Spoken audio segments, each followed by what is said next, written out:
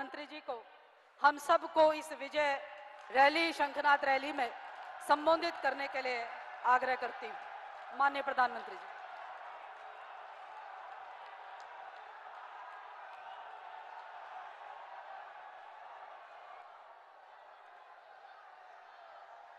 मां नंदा देवी की जय। जय बाबा गोलजू। जय श्री राजराजेश्वरी। भाई कैसे है रो हाल चाल?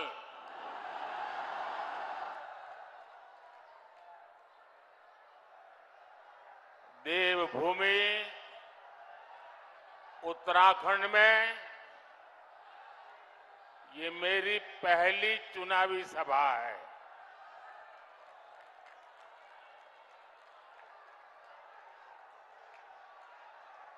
अब मैं तय नहीं कर पा रहा हूं कि ये प्रचार सभा है कि विजय सभा है।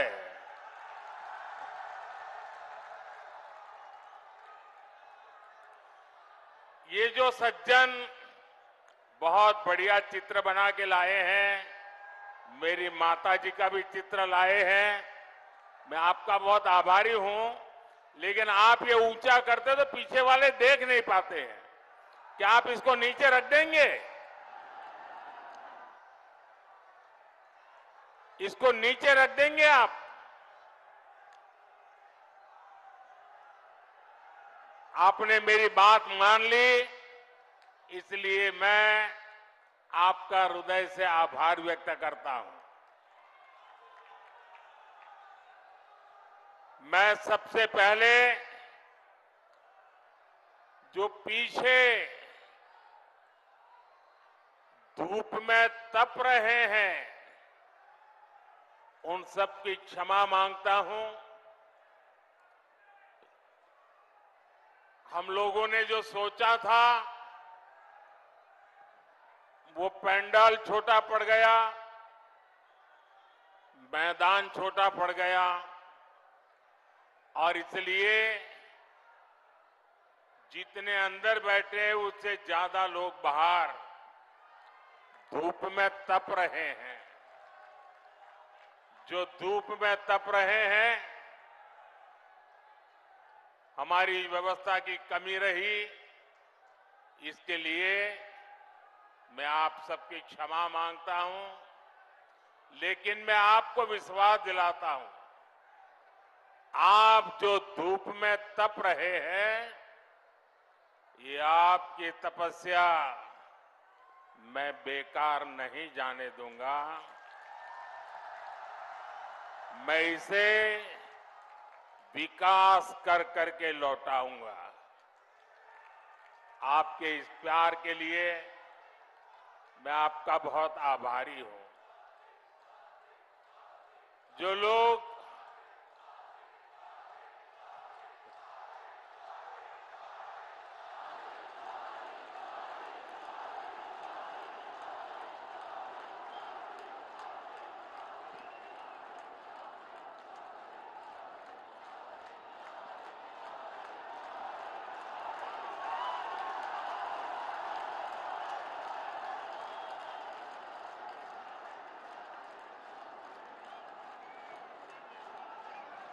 देवभूमि का ये आशीर्वाद, ये मेरी बहुत बड़ी पूंजी है।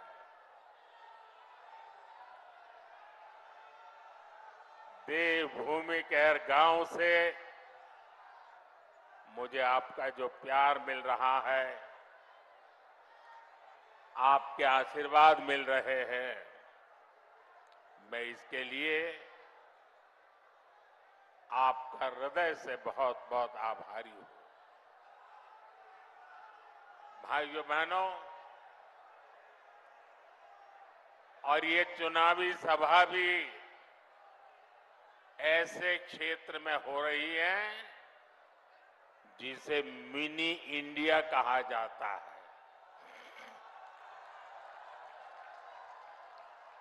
और एक प्रकार से ये देवभूमि के भी आशीर्वाद है और मिनी इंडिया के भी आशीर्वाद है। मैं जब भी उत्तराखंड की पवित्र धरती पर आता हूं,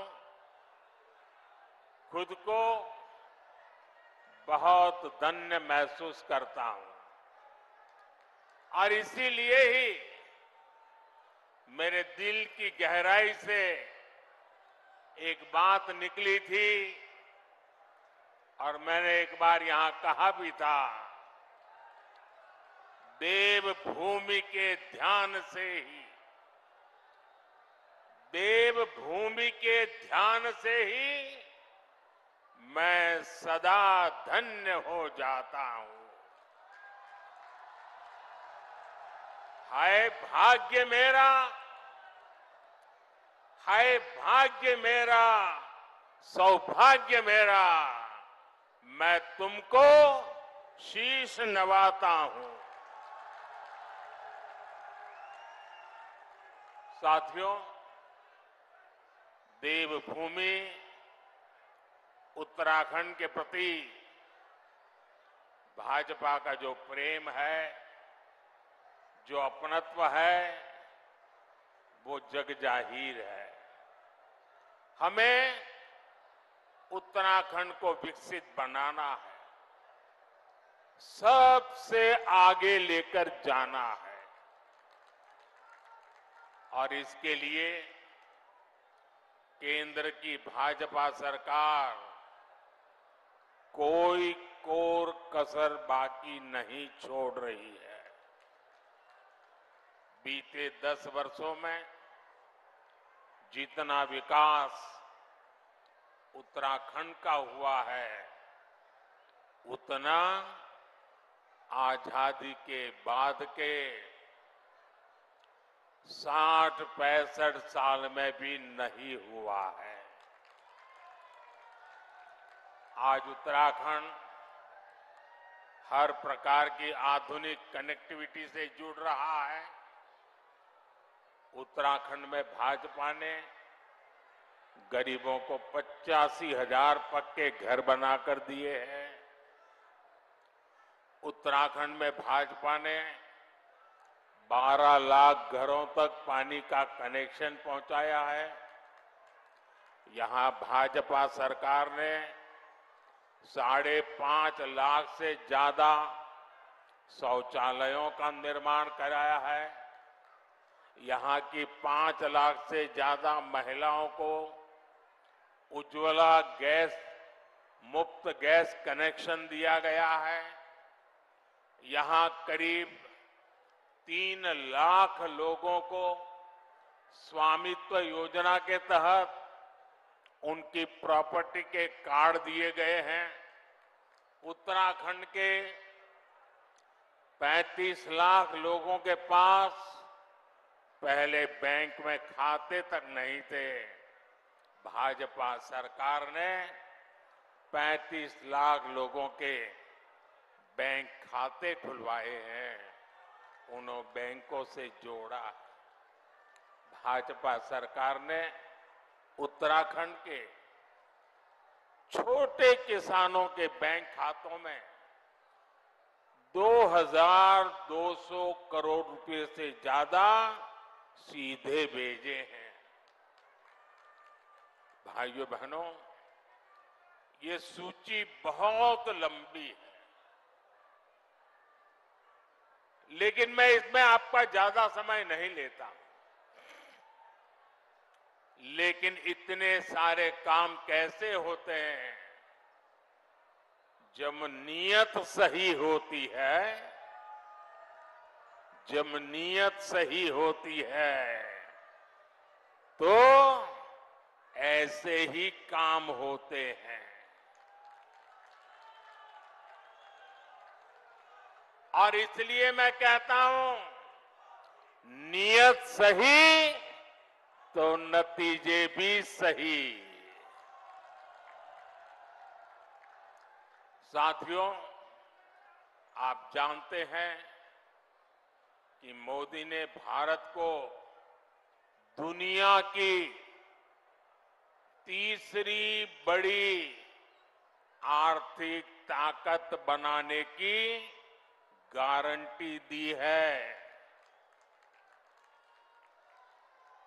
तीसरी बड़ी आर्थिक ताकत का मतलब है लोगों की कमाई बढ़ेगी, लोगों को नौकरी के अवसर बढ़ेंगे, गांव हो शहर हो सुविधा बढ़ेगी और इसका बहुत बड़ा लाभ ये देवभूमि मेरे उत्तराखंड को भी होगा। और आप जानते हैं मोदी की गारंटी यानी गारंटी पूरा होने की गारंटी।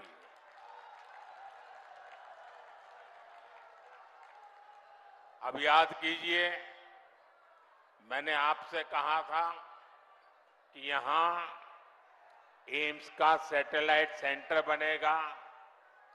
मैंने ये गारंटी पूरी करके दिखाई। बाबा केदार के आशीर्वाद से मेरे मुंह से निकला था, ये दशक उत्तराखंड का दशक होने वाला है। कमल निशान पर पड़ा आपका हर वोट इसी संकल्प को और सशक्त करेगा। साथियों, मोदी की गारंटी ने उत्तराखंड के घर घर में सुविधा पहुंचाई है, लोगों का स्वाभिमान बढ़ाया है। अब तीसरे टर्म में आपका ये बेटा एक और बड़ा काम करने जा रहा है। मेरा लक्ष्य है आपको 24 घंटे बिजली मिले, बिजली का बिल 0 हो,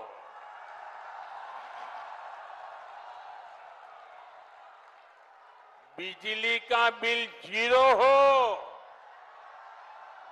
और बिजली से कमाई भी हो। इसके लिए मोदी ने पीएम सूर्य घर मुफ्त बिजली योजना शुरू की है। इसके तहत छत पर सोलर पैनल लगाने के लिए सरकार मदद दे रही है। इससे जो एक मध्यम वर्गीय परिवार होता है, जिसके घर में 3-4 पंखे हो, 1-2 एसी हो, वॉशिंग मशीन हो, रेफ्रिजरेटर हो, एक छोटी सी इलेक्ट्रिक व्हीकल के चार्जिंग की बात हो, तो करीब करीब उसको 300 यूनिट बिजली खपती है। ये 300 यूनिट तो मुफ्त मिलेगी और जरूरत से ज्यादा जो बिजली होगी उसको सरकार खरीदेगी और आपको उससे कमाई होगी।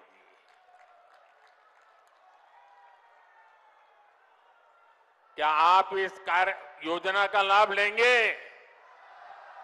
जीरो बिल वाली योजना का लाभ लेंगे? तो उसकी एप्लीकेशन कर दीजिए। उसका एप्लीकेशन का काम चालू है। आपके इस सेवक ने बहनों के लिए नमो ड्रोन दीदी योजना भी बनाई है। इसके तहत महिला स्वयं सहायता समूह को लाखों रुपयों का ड्रोन दिया जा रहा है। और हमारे लिए गर्व की बात है, गांव-गांव हमारी बहनें ड्रोन पायलट बन रही है। इसका भी बड़ा लाभ यहां देवभूमि मेरे उत्तराखंड की बहनों बेटियों को भी होगा। साथियों,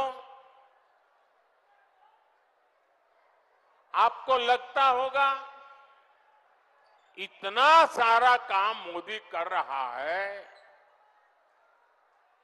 घर घर कुछ न कुछ पहुंच रहा है, तो ये मोदी थकता क्यों नहीं है? ये मोदी रुकता क्यों नहीं है?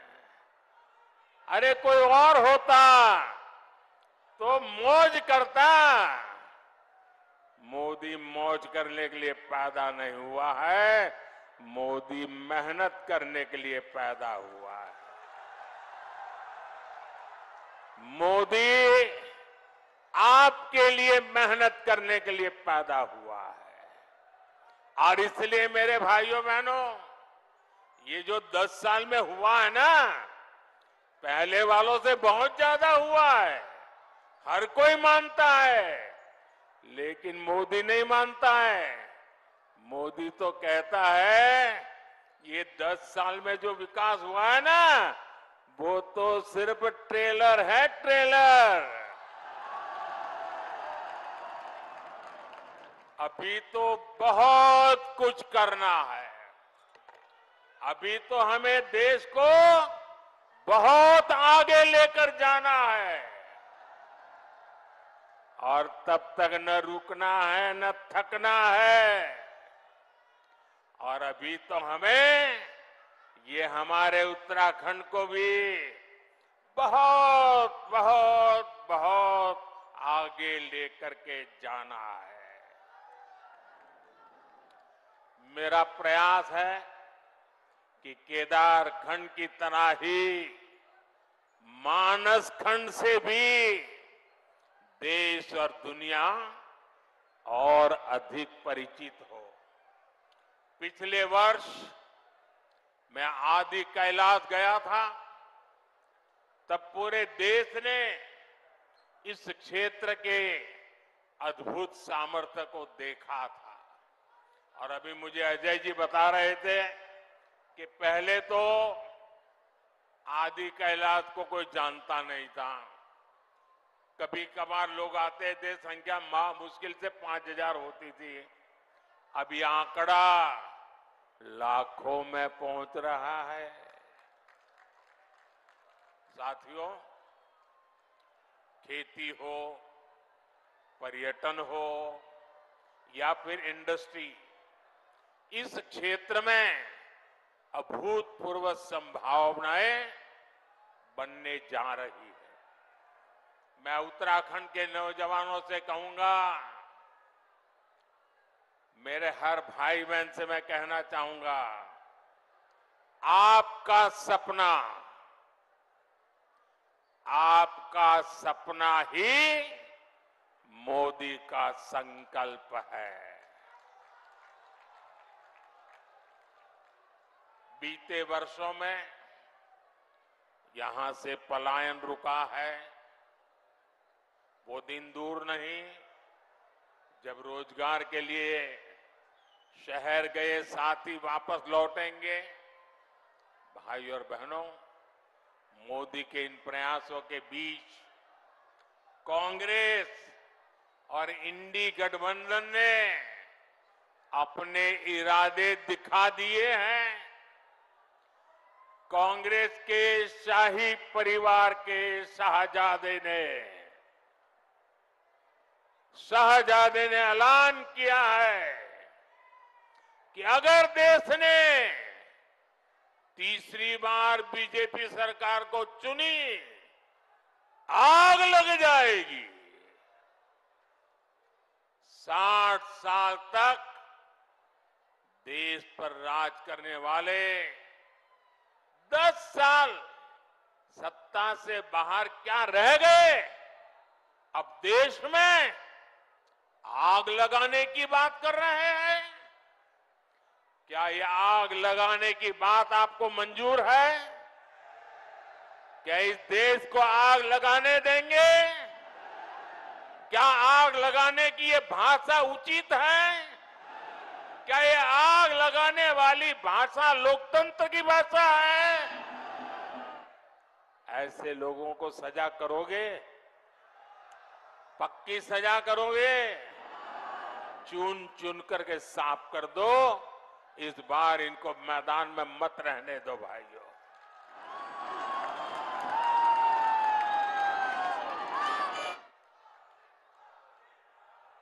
इमरजेंसी की मानसिकता वाली कांग्रेस का भरोसा अब लोकतंत्र पर नहीं बचा है।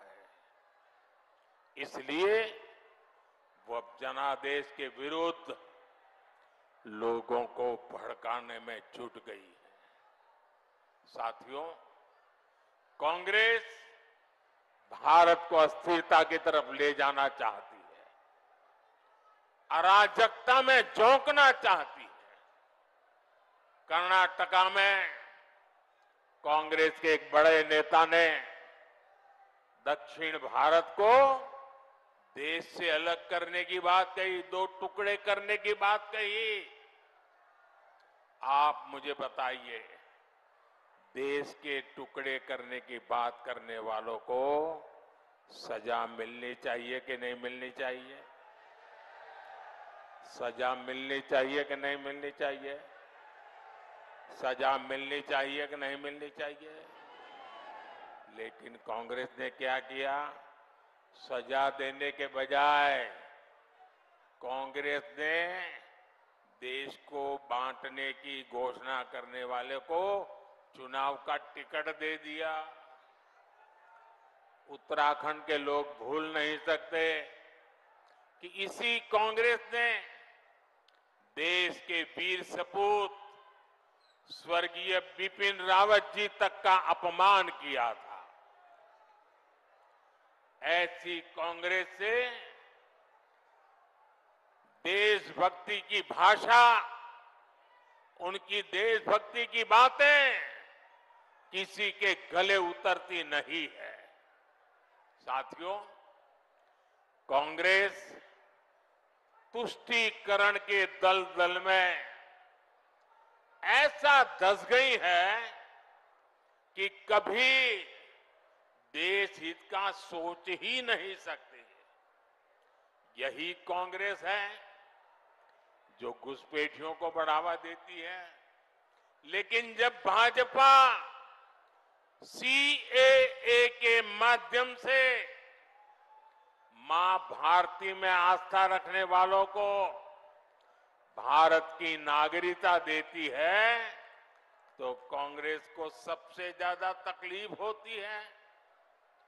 इस क्षेत्र के लोग भी जानते हैं कि पाकिस्तान और बांग्लादेश से जो शरणार्थी आए हैं, उनमें से अधिकतर दलित परिवार है, हमारे सिख भाई बहन हैं, हमारे बंगाली भाई बहन हैं। लेकिन कांग्रेस इन लोगों को नागरिकता देने का विरोध कर रही है। कांग्रेस कितना भी घोर विरोध करे, इन लोगों के पास मोदी की गारंटी है।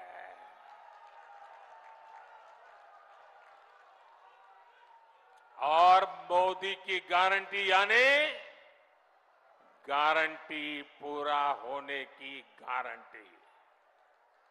साथियों, इस धरती का संबंध तो गुरु नानक देव जी, गुरु गोविंद सिंह जी और उदासी संत गुरु रामराय जी से है। कांग्रेस ने देश का ऐसा बंटवारा किया कि गुरु नानक जी की उस पवित्र धरती हमसे छीन गई। दशकों तक अपने गुरु को हमें दूरबीन से देखना पड़ा। अब जाकर बीजेपी सरकार ने करतारपुर कॉरिडोर बनाकर लोगों की जिंदगी आसान की है। कांग्रेस कमजोरी न दिखाती तो हमारी सीमाओं पर नजर डालने की किसी की हिम्मत न होती, इतने बड़े सीमा विवाद न होता।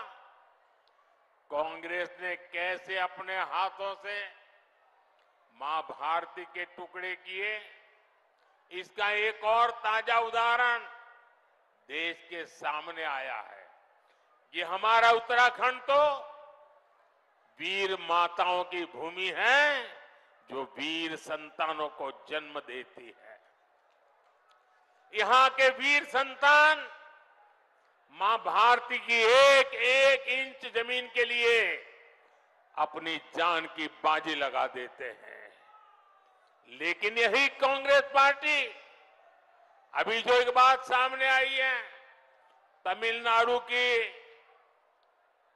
बात तो तमिलनाडु की है, लेकिन ये वीरों की भूमि है, मातृभूमि की भक्ति क्या होती है उत्तराखंड को सिखाना नहीं पड़ता। उत्तराखंड के लोगों को भी ये कांग्रेस का गुना जानना जरूरी है। तमिलनाडु के पास समंदर में एक कच्छा द्वीप टापू है, द्वीप है। वो द्वीप भारत का हिस्सा था, लेकिन कांग्रेस ने उसको श्रीलंका को दे दिया। अब इस द्वीप के आसपास भी कोई भारतीय मछुआरे गलती से चला जाता है तो उसे गिरफ्तार किया लिया जाता है, जेल में बंद कर दिया जाता है।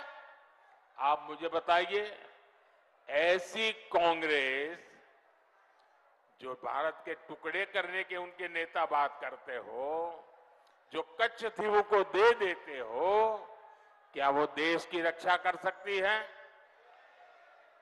जरा पूरी ताकत से बताइए, देश की रक्षा कर सकती है? क्या कांग्रेस देश की रक्षा कर सकती है? भाई और बहनों, कांग्रेस ने तो देश के सीमावर्ती गांवों को भी देश का आखिरी गांव मानकर वहां विकास करना बंद कर दिया था। ये भाजपा की सरकार है जिसने सीमा किनारे बसे गांवों को देश का प्रथम गांव माना है, वहां तेज गति से विकास किया है। कांग्रेस की सरकार रहती तो आज भी पूर्व सैनिकों को 1 रैंक 1 पेंशन नहीं मिल पाती, लेकिन मोदी ने सैनिक परिवारों को गारंटी दी थी और इसे पूरा करके दिखाया।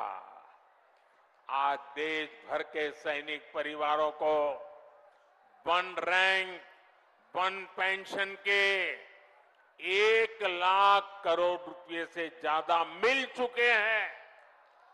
इसमें से उत्तराखंड के भी हजारों परिवारों को लाभ हो रहा है। इसलिए ही मैं कहता हूं, नीयत सही तो नतीजे सही। साथियों, 24 के इस चुनाव में अब स्पष्ट रूप से 2 खेमे बन गए हैं। एक तरफ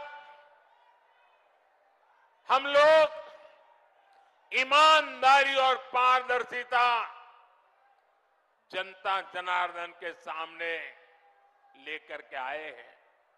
दूसरी तरफ भ्रष्टाचारी, परिवारवादी उनका जमावड़ा है। ये भ्रष्टाचारी मोदी को धमकी भी दे रहे हैं, दिन रात गाली भी दे रहे हैं। अब देखिए क्या खेल चल रहा है। हम हैं जो कह रहे हैं भ्रष्टाचार हटाओ, और वो कहते हैं भ्रष्टाचारी बचाओ। आप मुझे बताइए, भ्रष्टाचार हटना चाहिए कि नहीं हटना चाहिए? भ्रष्टाचार हटना चाहिए कि नहीं हटना चाहिए? भ्रष्टाचार से मुक्ति मिलनी चाहिए कि नहीं मिलनी चाहिए? भ्रष्टाचारी जेल जाने चाहिए कि नहीं जाने चाहिए? भ्रष्टाचारियों को सजा होनी चाहिए कि नहीं होनी चाहिए? ये देश की आवाज है और मोदी आपकी हर आवाज को सुनता है। और उसके लिए ताकत भी लगा देता है। लेकिन साथियों, मुझे कितनी गालियां दी जाए, कितने ही आरोप लगाए जाएं, मोदी इनकी गालियों और धमकियों से डरने वाला नहीं है।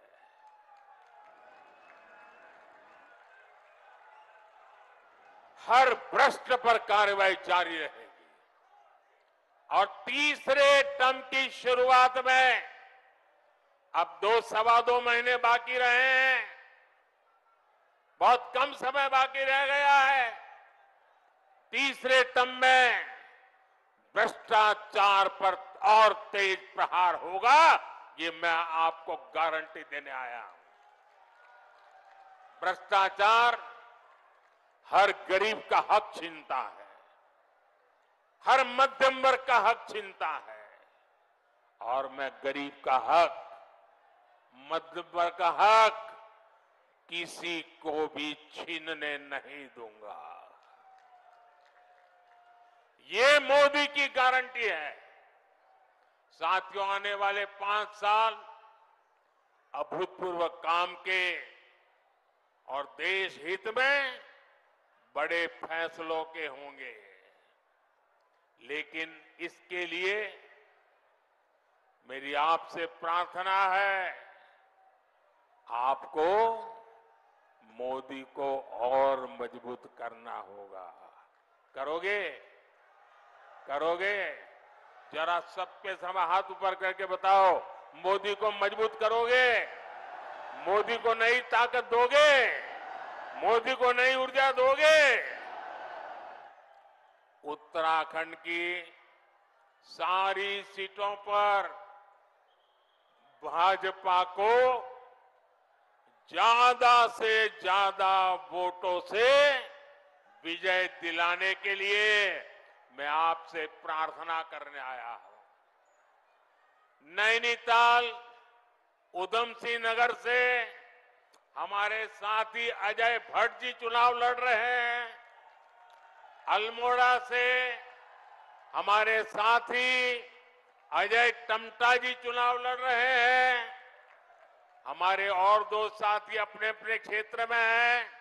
हरिद्वार से त्रिवेंद्र सिंह रावत जी, टिहरी गढ़वाल से श्रीमती माला राजलक्ष्मी जी और गढ़वाल से भाई अनिल बलूनी जी, सभी को, इन 5 मेरे साथियों को जिता करके उत्तराखंड ये कमल दिल्ली पहुंचाए, यही मेरी आपसे प्रार्थना है और इसलिए आपको याद रखना है। फिर एक बार